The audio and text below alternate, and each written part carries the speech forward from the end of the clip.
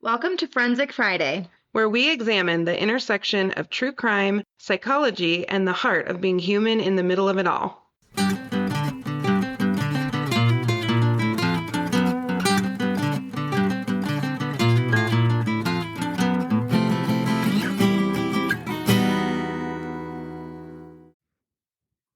I just ordered Burberry reading glasses. Oh my gosh, of course you did. They're so cute.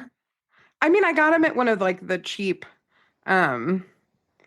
so they're not as expensive, but they're they have the plaid, the cute Burberry plaid. Yeah, send me a picture. I'm sending it right now. I don't know if you're gonna like them or not, but I think they're cute. I need glasses in every room of my house. Honestly, it's getting to that point. I get that. I have to have a pair in my car and then Oh my gosh. and then a pair at the Okay, I office. just sent you a picture. You have to give me your honest opinion. Okay. But be nice because I ordered them and I can't get them back. You're so funny. Those are really cute. Aren't they cute? They're subtle but cute. Yeah, they're cute. Different than just black or brown, You're hilarious. Oh, my mom and I had so much fun shopping together. I have to tell you. I want to shop with Tina. Oh, Tina's the best. She is the best to shop with. And so this is always what happens. We had to go look at makeup because for 2 months of the year, my skin decides to be a completely different shade. I Okay. don't know why nothing matches. And then summer starts and all my stuff matches again. But for 2 months, I don't match. Weird. Yeah. So we went up there and the way my mom and I roll with makeup is we'll pick a day, we go up and just get dolled up, right? Okay. We find somebody and they start working on me. And inevitably, whether my mom goes or I go for makeup, we both end up getting done. Love it. We both end up going home with some stuff. That's just always how it is. Yeah. So we go. I immediately spill coffee all over my white shirt because, of course, it's a day that ends in Y. So they're handing out flowers. They gave me a peony, which is my favorite flower. It was wonderful. So we get made up, and you got to understand about Tina. She's a love. She makes friends everywhere she goes. Do you have to pay to get your makeup done? No, it's free. This is the best part. Oh, we're going. How have we not done this yet? I don't know. Yeah, it's so fun. I'll go get made up and not buy anything sometimes. I get made up if I'm going to dinner. I love that. Oh, yeah, it's fantastic. But today I did buy some of the things because they got me looking younger, and I'm here for it. Okay, so mom and I get made up, buy a bunch of stuff. Then we typically do the rounds. But Tina is real funny because she's very sweet. She loves everyone. She collects people. But you got to stay on the right side of Tina. And what that means is you cannot condescend to Tina. So if you go from having good ideas to teaching Tina how to do her makeup, oh no, Tina starts to power down, Yeah. And I'm looking at this precious girl who's doing my mom's makeup, and I'm like, oh, honey, you're getting close to the line there, But she made my mom look freaking gorgeous. I sent you a picture, I think. I just saw yours. Oh, I'll send you a picture of my mom. She looked freaking gorgeous. Because, my mom just turned 70 and she looks amazing. Does. She looks absolutely amazing. So we had a really fun day. And then we always go in the expensive part of the shoes section and just sit and talk. That's always what we do. Fun. I love that. It's our thing. Here's the thing. I can't go to Nordstrom because I will buy shoes. Oh, I know. We just sat there and looked at all the shoes. But I buy shoes. Proud of me. I bought a hat and makeup, but I did not buy shoes. Your hat was cute. Oh, the hat's so cute. The hat was not expensive either. It's just super cute. I love that. Here, I'll put it on. You can take a picture. Take a screenshot. I'm not taking a picture. For the gram. Look at me. Take a selfie later and I'll post it. Okay, that's what I'll do. I'll take a selfie later. Girl, I'm not posting shit. I gotta put a little how powder. I look right now. I gotta put some powder on before. Are you crazy? I look like total crap. Natalie, you still look amazing. I think I have a filter on my Zoom. Well, can you send me how to do that? Yeah. Well, when I was looking at sunglasses today, the woman kept looking at me weird, and I was like, and she was real quiet. So she's looking at me weird, and she's standing long, the sales lady. Okay. And I'm just looking at I don't know, my mom was checking out. I was just looking at sunglasses for a minute. And it was getting uncomfortably long silent with her just standing there. Okay. Do you need something from me? do you recognize me? finally, this quiet person just like blurts out, "Where do you get your hair done?" And I said, "Oh, girl, let me hook you up." Because she was like blonde, but with ashy, Hmm. probably like in her 50s, and Okay. she's struggling with her hair. Now I'm like, okay, just give me a topic, lady. Don't just Yeah. stare at Don't me. Now just we're good. stare. So I told her all about the blonded hair salon where everyone's either blonde or has balayage, whatever. Like you can have Love black that. hair and go there, but they're going to do highlights. Right. You're gonna have some level of blonde. You will leave blonder than when you arrived. Got it. It's my happy place. I'm real excited. When I decide to go back blonde, I will go Oh then. my I don't think God. it's coming anytime soon. Well, if you do, we're going here. Even if you put some highlights in, we got to go because it's so cool. Okay. They have the best products, and she did some kind of deep conditioning something, and my hair's never Here's felt the like this. thing though. I go to where I go because she doesn't charge me an arm and a leg because my hair takes so long and some places do like the hourly rate. You have the more hair than anyone I've ever seen in my I life. know. So when I go to the hourly people, I am super screwed. Well, my I girl, get punched in the face with the bill. you go to a really nice place. That happened to me one time. I get to check out, and they're like, "That'll be $485." And I Oh was yeah, like, "I no. want to die." Yeah. But this gal, so you go to a really nice place and you get a newer, not brand new, but a newer stylist. Okay. And this girl's way cooler than me. She's 20, she knows Yeah. what she's doing. She's like doing things? Love that. So she does my hair within an inch of its life, does not overcharge me. It was like 200 something. That's it. Well, it's not bad. And I give her dating advice. Oh, I I love literally that. fixed her dating life. I She's love great that. now. And she downloaded every episode of the Oh, I love podcast and her. listened to it on the way to California. So hey, Rhett. I love Her that. name is Rhett. Can we just Oh, well, that's just cool. She's so cool. Damn She's it. so cool. I know. Rhett. Rhett. It's the best name. She's That's just a very cute cool. name. Everyone there is cool. Well, I probably don't want to go there because I won't feel cool. Okay, I have to tell you one more story before we get in because I didn't tell you this. Did I tell you about Mac's poetry thing? Yeah. Okay, but did I tell you about what happened when I got there? Yeah. About how I was schlubby and everyone else was dressed up? Oh, no, you told me that he had to do it twice. We did have to do it twice because I was 5 minutes late. Yeah. It's at 11 on a Friday, and like every parent's there. I'm like, do y'all work? Are we all independently wealthy? Anyway, I'm 5 minutes late. Mac apparently Mhm. went first. I walk in the room. Mac raises his hand because I wasn't going to get to go. So he didn't expect me. So he saw me, Yeah. freaks out, raises his hand in the middle. And it was like very quiet, very cool. Like we were snapping for the kids. No clapping. It was very Wow. quiet. It was Okay. very profesh, Wow. very profesh. And It's Mac like a poetry slam. Mac raises his hand and he does his Mac whisper, which is a half yell. And he goes, "My mom's here. Can I hug my mom?" And she's like, "Mac, shh. She goes, "I'll let you go again." And he's like, "Okay." So he sits there and he's trying so hard to be quiet. He gets up there like a freaking boss, pushes his chair in, walks up to the front, like waves to the Oh, people, recites his poem, which was funny, by the way. The kid has comedic chops. I believe this. The whole place laughs, killed it. And then we Aw, had snacks and lemonade and all the things and went home and he was very happy. I love that. But everyone was dressed up. These women, Nat, I don't know what is going on, but they're like dressed to the nines. Everybody's organized. Well, And they then went to a I'm like poetry slam. running in my leggings and this like giant hot pink shirt. You know the one I have that I wear with my allegedly hat? It's Yeah. super cash though, and it's like a with leggings kind of shirt. Yeah, yeah. I looked ridiculous. Cute though. Sweating. I looked Right. absolutely ridiculous, but you know what? My kid cares that I went. So there you go. That's all that matters. So if you're a mom out there struggling to hold it all together, good for you. You do you. That's me. You do you. That is you. I That is haven't seen you for a me. while. I need to shower. I smell. You're doing the damn thing, Nat. I smell. With filters, which they didn't I have. haven't slept.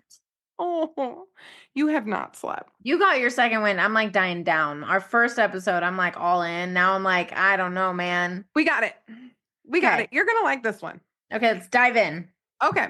So the episode that we're going to do today came to me when we did adolescence. So we Okay. had that great conversation with Preston and Garrett. So go listen to the adolescence episode if you haven't already. And it talked a little bit about the kind of the beginning of incel, red Mm-hmm. pill kind of cultural pieces. Mm-hmm. So the case that we're going to talk about today is Elliot Rodger. Okay. So you know Brian Koberger, who allegedly killed those kids in Idaho, right? There's a lot of speculation that he had an account and was commenting on the murders afterwards, and his username was Papa Roger. That is likely an ode to Elliot Rodger. Okay. Yeah, Elliot Rodger became a hero in incel culture, which is very interesting because Okay. wasn't super accepted in incel culture initially. Yeah, yeah. I don't know about this case, but I've seen stuff going around. Yes. Are you ready? Yeah. Are you ready? This is a pretty gnarly one, but the thought process and the opportunity for prevention in this one is what makes it interesting. Okay. Okay? Oh So no, we did the thing. I muted. No, we did the thing, the okay and okay. Oh, poor Sorry, Gare. Gare. Sorry, Gare. Whoops. Okay. Oh, he hates that so much. Um, Here we go. here we That's gonna make him more mad. here we go. Okay. Oh, shoot. Shit. What should I I don't know another lead in. Elliot Rodger was born on July 24th, 1991 in London to Peter Rodger, a British filmmaker known for his work on The Hunger Games, and Lee Chin, who is of Malaysian Chinese descent. His early childhood was marked by a move from England to the US when he was about 5, Hmm. following his parents' separation and eventual divorce. So that transition for him was huge and created sort of the beginning of some instability in his mental health and just in how he sees the world. Got it. Interestingly, my family moved from Illinois to Colorado. Eric was 5. He's still mad about it. Really quick. Yes. Did he do a video that talked about killing people? Elliot Rodger? Yeah. Oh, lots of them. I'm going to get into it. Okay, so I was looking at his picture, and there's a picture of him in his car Yes. with the sun on his face. Yes. And do you remember the documentary that I would show to groups all the time, The Yes. Mask You Live In? Yes. They refer to him at the end of that video. They show one of his short videos Yes. about killing people. Yeah, Wow. that's this guy. Full circle. Okay, continue. Yeah, so this is the guy Wow. who really put the incel stuff, one of the first acts of outward violence coming from incel culture. He's Okay. known for that. Okay. The other thing about him that's really interesting is because his father was a pretty prominent filmmaker, Mm-hmm. Elliot Rodgers had money. He went to the premiere of a lot of big movies, including The Hunger Games. So he had a lot at his disposal. Got This it. is a privileged individual.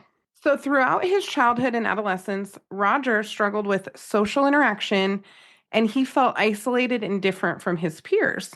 Mm-hmm. He had trouble making meaningful friendships and really was lonely a good bit of the time. Hmm. And that's pretty well documented. I think he had journals and then also he did record videos. He looks like he got like cheek filler. Oh, that's a I whole other mean, thing. he might not have. He has very prominent cheeks and lips. Yes. Well, and that's kind of the incel thing. So I don't know if he had work done, but a hyper fixation on appearance is central for incel culture. They have Okay. resentment of people who put work into their appearance, yet they're completely appearance focused themselves. Yeah, yeah, yeah. So he was shy and introverted. He had some issues with social cues and peer relationships. And there Okay. were also some instances of him being bullied, which made him even more resentful and he felt alienated. Right? Got it. Okay. So as he gets into adolescence and young adulthood, things get worse, mostly because of his desire for romantic relationships. He Mm. gets fixated on the idea of finding a girlfriend, and he felt super rejected and entitled to romantic and sexual attention from women. Mm. So he thought he should just get this. He was entitled to this. And when he would get so frustrated that they wouldn't pay attention to him, he just got more and more angry and bitter with the women, but then also with the men that he thought were more successful with women than him. Yeah. Which we know this is true about incel culture in general. Exactly.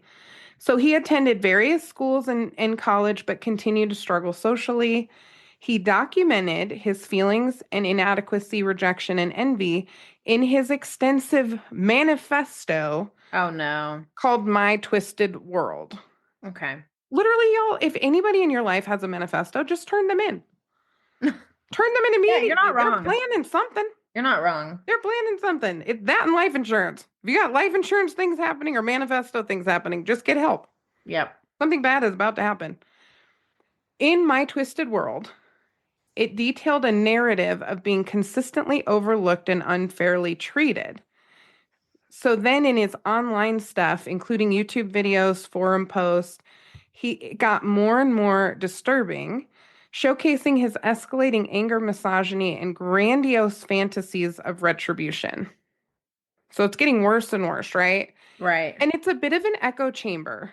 So people were and weren't engaging with his material. Sometimes they would, but he had a lot of negative reactions from people online too, even within incel culture. So it's not Yeah. like he was fully embraced, Right. Right. even within incel culture before he did what he did. Okay. Okay, so here's his mental health history. Okay, and then I have Prob- a question for you. Probably pretty significant is my hmm guess. It is for sure. Yeah. So Rogers had interactions with therapists and counselors really throughout his life. Yeah. All of them noted his social anxieties and difficulties, but his deep seated resentment and entitlement appear to have hindered effective intervention. So basically, the therapist couldn't really get in there super well because he could conceal the intensity of his feelings, Um, but also he felt so deeply entitled that he couldn't just accept. mm, So, like as a therapist, we work really hard on radical acceptance with our clients, yeah. wrapping your head around the world, who you Yeah. are. He Yeah. could not do that. Mm, He really struggled to do that. By his early 20s, Roger's developmental history culminated in a deeply disturbed psychological state characterized by profound social isolation, intense feelings of rejection and injustice, a sense of entitlement, and rage, which ultimately manifested in extreme violence. mm, He was diagnosed with, and these are all different things: autism, high functioning, interesting. Asperger's, pervasive developmental disorder, not otherwise specified. Okay. And then one psychologist looked at all of that and took issue with the autism diagnosis, saying they were not incorporating his anxiety and depression. My question is, why do you think, with all of this stuff that was out there, why didn't the therapists or other people in the community catch this, do you think, before it blew up? Well, because he could conceal it. In therapy, yes, but even online. I mean, this guy was a time bomb. Yeah. I mean, do you think it's kind of similar to what happened with Eric and Dylan a hmm little, Yeah. where there was just kind of like a blind eye turned. Maybe they didn't take him super seriously. Well, and we've been so desensitized. So I Yeah. think when we see videos, Eric and Dylan had the basement tapes, but Elliot Rodger, I mean, that video that you referenced with the sun shining on him, Hmm. like that was publicly accessible material. A lot of people saw that video. I think people don't know what to do when they see something like that because a Yeah. hospital is not going to just take somebody in. He didn't threaten a specific place, a specific person. He's not a national security threat. They Yeah. wouldn't have hospitalized him anyway. So it kind of this one in particular, I think, shows some of the gaps in our mental health system, Yeah. you know? Well, and I mean, I don't know much about him, but I mean, based on the like literally 10-second video that one documentary shows, Uh-huh. not even 10 seconds, it's maybe 5. Oh yeah. I mean, you can just see the mental health, like how significant his mental health Yeah. was, you Oh know, yeah, and how angry. He's so angry. super angry. But it is, I agree with you with the desensitization around that kind of stuff. And I mean, shoot, he died. I saw this. Hold on. In like 2015, maybe Uh 2014, 2014. which is like, that's at that point. Like, I think now we're still a little desensitized to it, but we're Mhm. waking up as a society, I think, to stuff Yes. like this, Yes. to be more mindful. I think back then it was like full blast, like people just say crazy things now, you know? Oh, for sure. One of the things that's really interesting in the manifesto is right before he went off and did his thing. He had a welfare check. Somebody called in a welfare check on Good. him. And we have a lot of information about that welfare check from records, but also from his own perspective. Okay. So basically, how some of this happened is he had significant issues with roommates over and over and over again. They'd put him with roommates kind of randomly, and he'd burn Mm, these roommates out and he'd get moved. And it was just kind of a revolving door a little bit. yeah. Yeah. So in one of the situations, they would fight about music and noise, and it was just this kind of constant thing. Okay. And he destroyed something of his roommates, and then his roommate destroyed something of his or took something of his, and he actually like went to the police about it, whole thing. Hmm. So then finally, Roger's therapist got wind of the disturbing videos and called in a welfare check, which is Okay. what started it. That's good. Hmm. So here's what deputies knew when they showed up. There was violent online content, Hmm. Roger's history of social isolation and expressed frustrations, and potentially the existence of threatening or concerning videos. Okay, Okay. so that's what they're showing up for. When they showed up to talk to Roger, he was very calm, very rational during the interview. And the deputies basically decided that Roger did not meet the criteria for an involuntary hold, which is called a 5150 hold in California. Mhm. And their decision not to pursue a more thorough investigation, which would have included looking at his online content or searching his apartment, Hmm. those things were never looked at because Yeah. the deputies basically said we don't have enough. He seems very rational. Yeah. And you and I have been in this position where we've had people hospitalized and they get right out, right? Yep. Here's what's wild. So in My Twisted World, which is Roger's manifesto, he spends a lot of time talking about the welfare check and he Oh, writes about it. interesting. And it's a mix of fear and relief.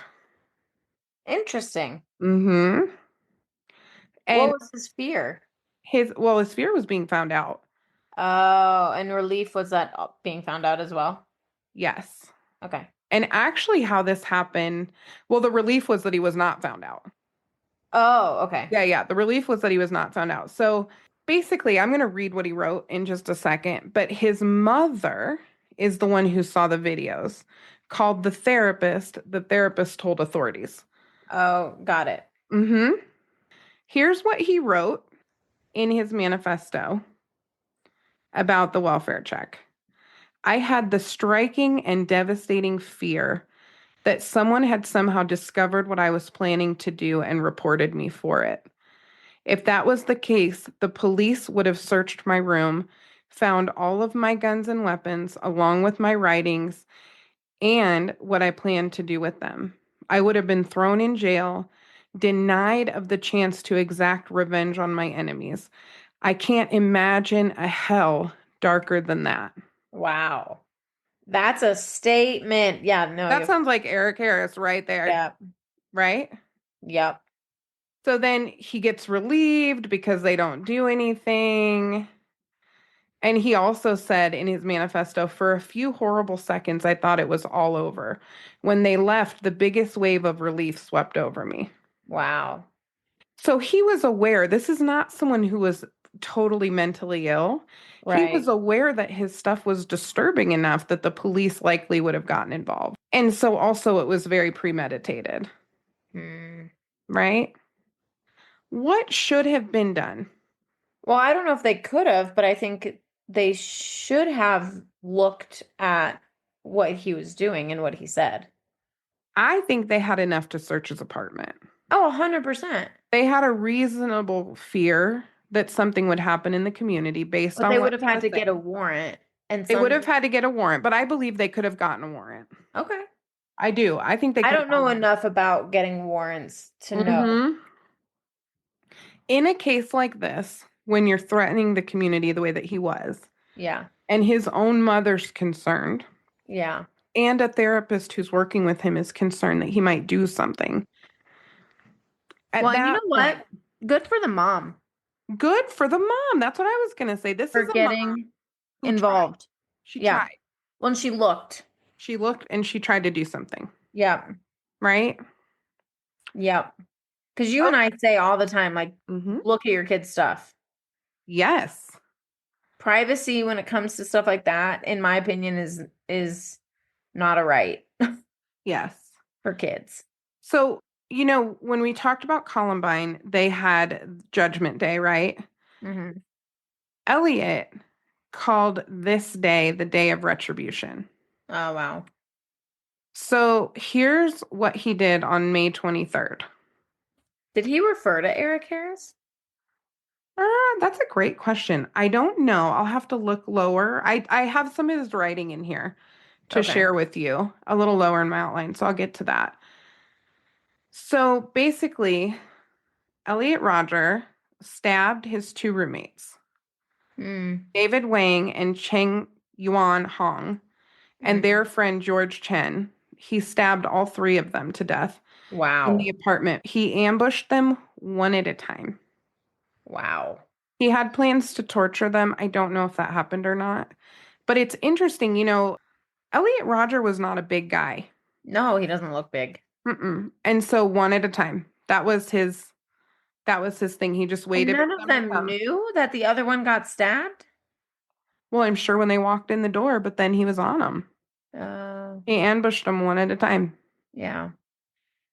At 9:18 p.m. that day, he emailed his 137-page manifesto, My Twisted World, to his parents, therapists, and others. He also uploads a video entitled Elliot Rodger's Retribution to YouTube.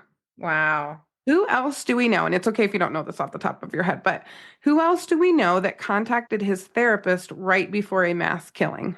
I don't know his name, but the Aurora shooter. That's right. The So, yeah, the James theater. Holmes, Yeah. the Aurora theater shooter, and again, this is local stuff for Nat and I. Yeah. All this stuff seems to happen in our backyard. Yeah. But that No connection to them, I promise. No, but that killer, James Holmes, called his therapist several times before he Yeah. went in shooting. Yeah. He wanted them to change he wanted his therapist to change his mind. He wanted someone to change his mind. I believe that. Yeah. And I would hate to be that therapist. She didn't do anything wrong. It's No. midnight on the weekend, I believe. There's no way. Like, I Yeah, wouldn't no. pick up that phone call either, but it's just really, it has changed our field dramatically what happened, Yeah. but he tried to call his therapist. So Yeah. it's interesting. Elliot Rodger shared some with his therapist, but also sent this stuff to the therapist. Yeah. At 9:27, okay, so he sent the email. 9 minutes later, the first 911 call reports shots fired near the Alpha Phi sorority house. So Roger shoots three women walking near Alpha Phi sorority house, Mm. killing Veronica Weiss and Catherine Cooper and injuring a third. Okay. Those three were Delta Delta Delta sorority members. Dang. It's my sorority. Oh Phi man. Delt. I know. He was unable to get in to the Alpha Phi sorority. What a miracle. Yeah. What a miracle. Yeah. I remember in Boulder being in the sorority house and being pretty nervous a couple of times. One time I woke up and there was a man passed out in the hallway right outside my door. I like hit him in the head with my door when I opened it to get out of my room. Gosh. If a man got into a sorority house, I'm actually surprised it hasn't happened, to be frank. It would be horrific. Yeah. Absolutely horrific. And so I'm thankful he didn't get in, but for these three poor women, he got them. He killed them, two of the Mm. three. At 9:30, he drives to a nearby deli on Pardall Road and fatally shoots Christopher Michaels Martinez. He was in a group of people that heard the shots and went to the deli from standing on the corner. Dang. Christopher was looking at Elliot's car when he was shot. So Christopher looked out to try to see who was shooting and was shot. Oh wow. 9:30 to 9:33, Roger drives through Isla Vista, shooting at and hitting pedestrians with his car. So he was Mm. shooting, also hitting people. Mm. And he exchanged gunfire with sheriff's deputies and at some point was actually hit in the hip. Oh dang. So he got shot at some point. Okay. 9:34, another deputy spots Roger. 9:35, Roger's vehicle crashes into parked cars. He's found dead inside with a self-inflicted gunshot wound to the head. Mm. The entire spree lasted 8 minutes. Wow. Mm-hmm. That's pretty short. Something that's kind of interesting about Isla Vista is it's right near Santa Barbara. So you see Santa Barbara's up there. Yeah. And it's just beautiful. Have you ever been to Santa Barbara? No. Oh my gosh, Nat, it's just beautiful and kind of quaint and like mountainy and hilly and coast. It's just beautiful. It's one of the Yeah. most beautiful places I've ever been. This was an attack really against everything that triggered him. Every Mm. single thing that triggered him. Here's these sorority girls and these frat guys and this whole life that he lived in the middle of and didn't get to enjoy Right. any of these things that he was watching, Right. right? So I have a little bit of his writing from earlier in his life, and it's kind of interesting. He wrote, I've always been different. I've always been alone. Mm. Why were all the other kids so happy and carefree? What was wrong with me? Mm. After the divorce, my life was thrown into disarray. Everything felt uncertain. I started to hate them all of them, for having what I didn't. How old was he again when his parents got divorced? 5. And the Okay. move was around that same time. If only one girl had given me the chance, if only one girl had seen the real me, none of this would have happened. Mm. Hmm. We blame, yeah, so lots of external locus of control and External locus of control, that's right. blame and all that, yeah. Hmm. So when it comes to a few of the pieces that we can pull out of his psychology, we Hmm. have the entitlement and incel ideology. So Yep. these are quotes. I am a magnificent being and I deserve to be with beautiful blondes. Wow. They are shallow, disgusting creatures who only care about looks and popularity. Okay. Okay? Hmm. He really had an issue with blondes. If he could have just shot all the blondes, that would have been great for him. That was his Dang. goal. Yeah. Grandiose delusions of power and recognition. He said, I will be a god compared to you mortals. My actions will echo throughout eternity. Eric Harris, much? Yeah, and delusional thinking. Huh? Dehumanization of women. Women are the source of all my pain and suffering. They must be punished for their cruelty. Mm. Justifying his violence. This is Yeah. my only option. They've forced me into this. My day of retribution will show them all. Wow. And then finally, suicidal ideation and finality. And again, this is Eric Harris, but also a little bit Dylan. I will Yeah. finally end my suffering. Yeah. And in doing so, I will make them suffer as well. Yeah. Well, it goes to what we've said before. When people are suicidal, they can often also be homicidal Yes. because there's nothing, I mean, at that point, it's like game over, you know? Yes. And we broke down in our incel episode about the Chads and the Stacys and the, kind Yeah. of the characters. Yeah. But some of this stuff is just ridiculous. Like, here's a quote. I will enter the hottest sorority house of UCSB, UC Santa Barbara, Yeah. and I will slaughter every single spoiled, stuck-up blonde slut I see in there. Wow. If I can't have you girls, I will destroy you. So I always tell my groups, I tell them all the time, I say there are two primary reasons why people end up doing what they do Mm, and why there's recidivism as well, mm, but especially why they do what they do. It's two main things: entitlement and external locus of control. yes. I tell them that all the time. I say, if you get nothing else from this, when you end up in this type of situation for hurting someone else, it is because there was a level of entitlement and external locus of control, which is the blame, the minimization, all that stuff. But the entitlement, right? Like we hear all the time. And again, like Mm, what you're sharing is an extreme version of this. But we hear all the time, well, I just didn't feel respected in my home anymore. yeah. They weren't showing me love. They weren't giving me love. Yes. Right? They weren't they were treating me like total crap. And I'm not saying that people deserve to be treated like total crap. Mm-mm. But when I think, well, I'm going to hurt you because of how you treat me, that's entitlement.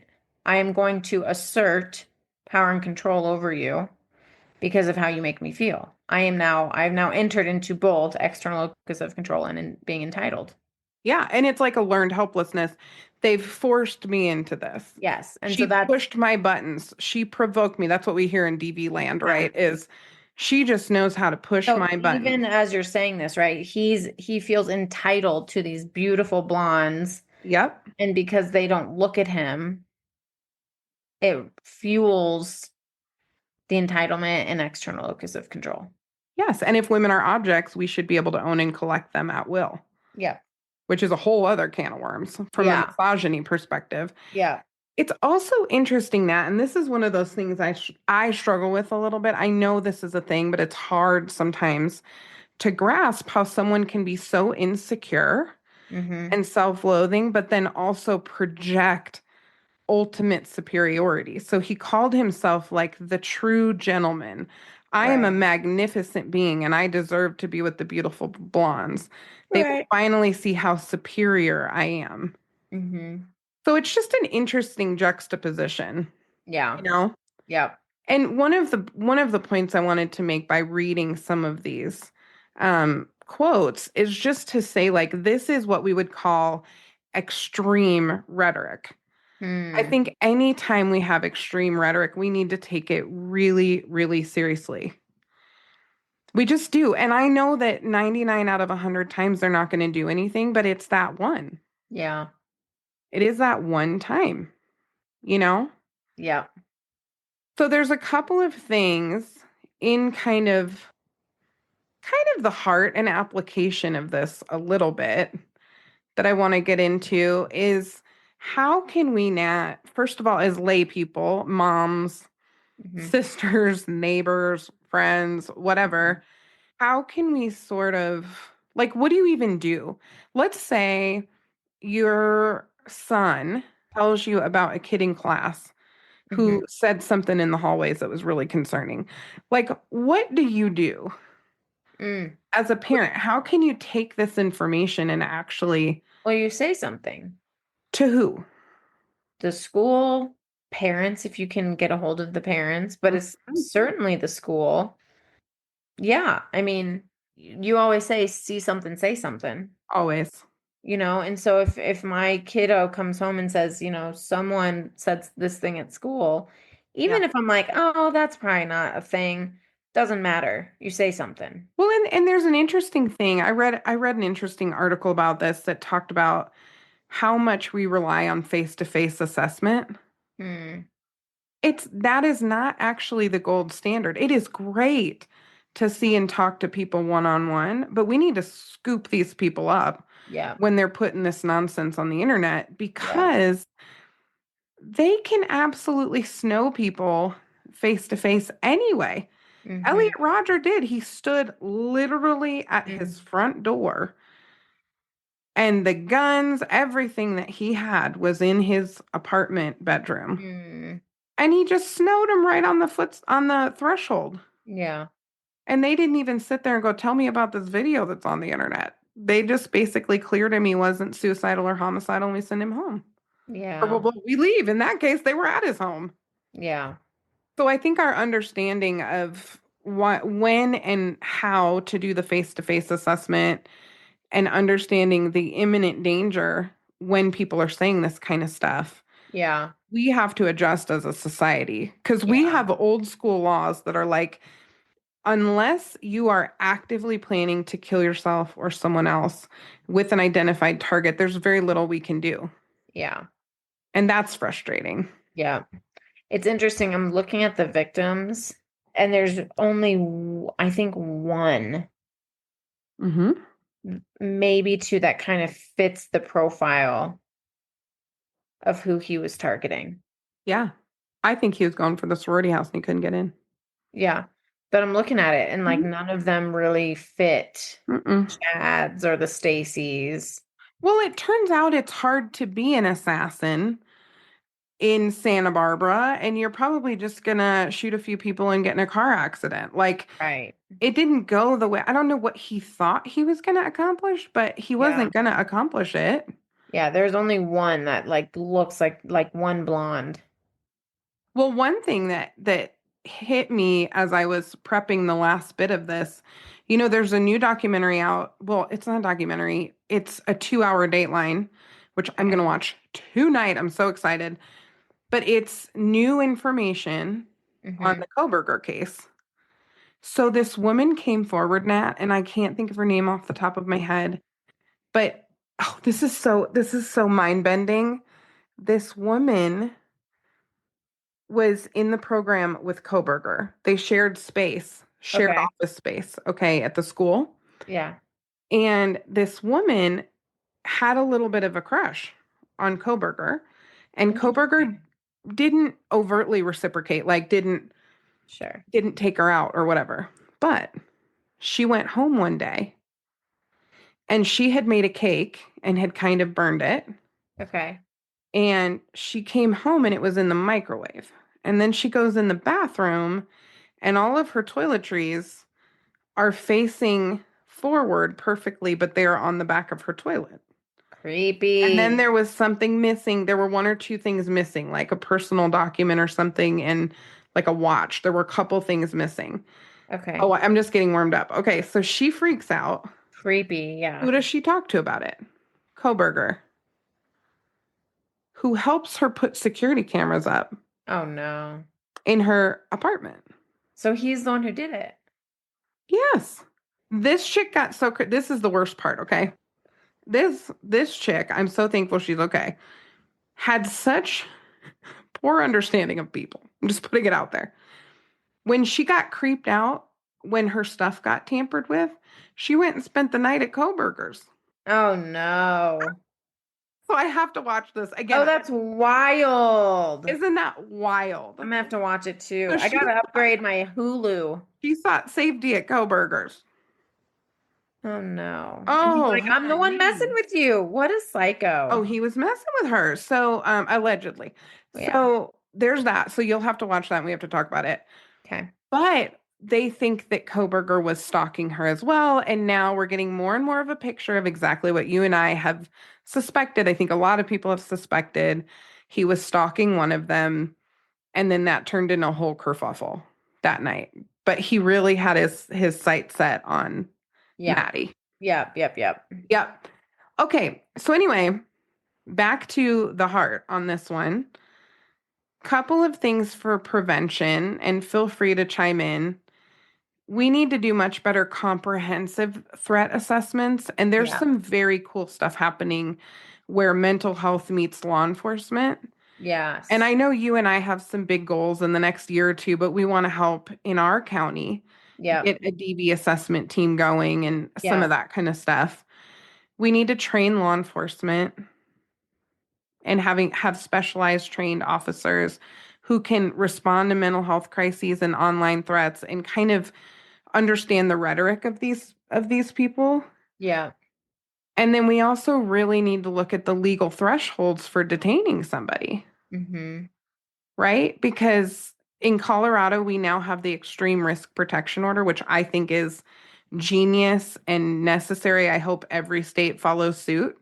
Mm-hmm. It's not forever. You have to demonstrate evidence that this is an imminent risk. You know, Yeah. it's not, we're not just taking everybody's firearms, it's Yeah. time limited, you know, but it really is important in these cases where we've had our hands tied. Yeah. Yeah. Historically, as mental health professionals, we have some options now. Yeah. From a hope perspective, where is the hope in this story, Nat? What do we do maybe to bring hope after talking about adolescence, Mm-hmm. talking about this case, incel culture?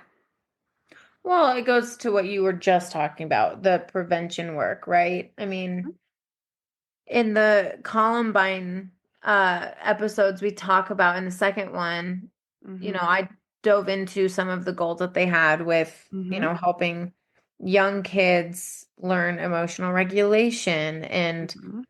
started the conversation of what's in your control and what's not, and how to understand that and manage that from a younger age. So I think the hope for me is like the prevention work that we're all learning.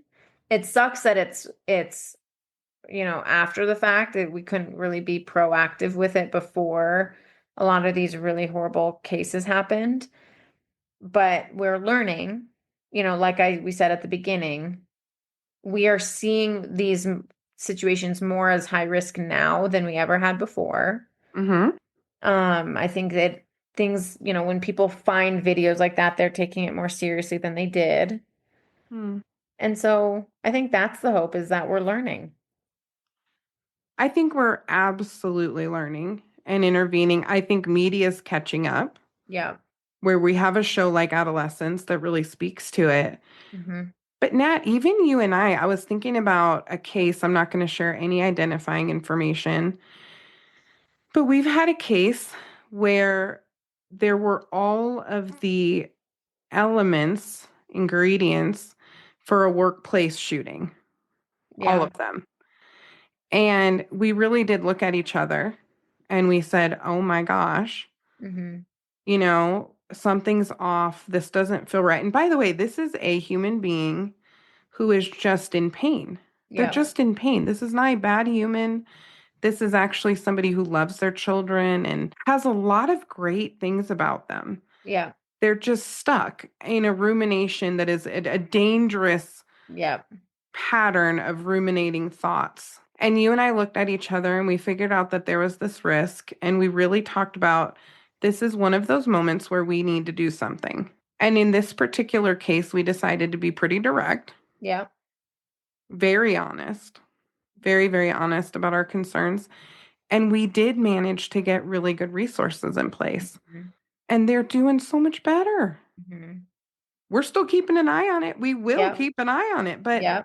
it's so encouraging, I think, that we were able to be as direct as we were. And this is a real strength of being a forensic therapist. I think a lot of therapists out there operate in private practice and they can't consult as easily. Hmm. Maybe they're feeling kind of alone. They talk themselves out of things. Yeah. Yeah. We have the benefit of a team and a lot of training, Yeah. but we know it's actually good to say the thing. Yeah. Somebody needed to look at Elliot Rodger and go, I think you're going to kill people. Yeah. And I really don't want that to happen. What are we going to do? Yeah. How much do you care about your own life? Yeah. Really? Yeah. What's your plan here? Because this is what you're saying your plan is, Yeah. right? Like they needed to lean in on that. And I'm not saying the therapist didn't. Maybe they did. I'll Yeah. never know. But I'm more likely to have that conversation now than ever before in my career. Yeah, just naming it. Just naming it. Mhm. Mhm. And I think a lot of the time, they're just people who need resources and help and intervention. This Mhm. dude was probably going to do some version of this no matter what the intervention was. Yeah. I'm just being honest. Yeah. He And was it's hell pretty, bent, yeah, he was set. hell bent like an Eric Harris. This was Mhm. not a Dylan, this was an Eric. Yeah. But most of them are Dylans. Yep.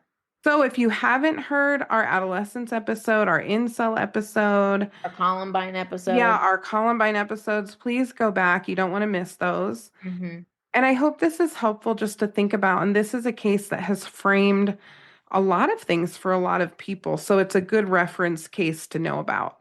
Yeah. So thank you all for joining us. Check out our merch on the website. Be sure to follow us on Instagram. Got good stuff going. Yep. And as always, Bye, forensic friends. I'm Janine. And I'm Nat. And as always, thanks for listening and join us next week for more crime, psychology, and heart.